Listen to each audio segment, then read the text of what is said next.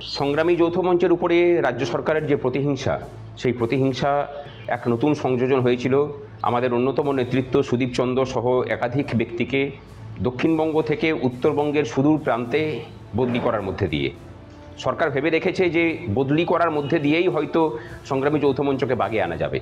আমরা এর পূর্বেও যেমন আমাদের সুবীর সাহা থেকে শুরু করে বাকি নেতৃত্বের বদলি আটকেছি, এক্ষেত্রেও অন্যথা হয়নি। আমরা হাইকোর্টে গিয়েছিলাম সুদীপ চন্দ্রের যে বদলির প্রতিহিংসামূলক বদলি, সেই বদলির নির্দেশকে চ্যালেঞ্জ জানিয়ে। আজকে হাইকোর্টের যেহেতু এখন ভ্যাকেশন বেঞ্চ ছিল, ভ্যাকেশন বেঞ্চে শুনানি হয়েছে।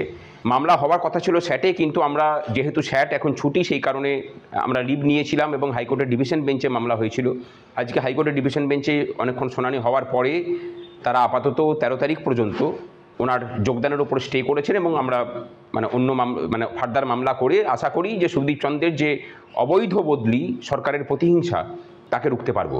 সংগ্রামী যৌথ মঞ্চের কর্মচারীদের অধিকারের দাবিতে যে লড়াই, সরকারের দুর্নীতির বিরুদ্ধে যে লড়াই, সেই লড়াই চলবে। যতই বদলি করার প্রচেষ্টা হোক, আমরা কিন্তু আমাদের লড়াই চালিয়ে যাচ্ছি। আর এই রাজ্যের কর্মচারীদেরকে আমাদের বক্তব্য যে আপনারা যদি মনে হয়ে থাকে যে আপনার প্রতি প্রতিহিংসামূলক বদলির খাড়া সরকার নামিয়ে নিয়ে আসছে, তাহলে যোগদান করার আগে একবার অন্তত সংগ্রামী যৌথ মঞ্চের সাথে যোগাযোগ করুন, বাকিটা আমরা বুঝে নেব।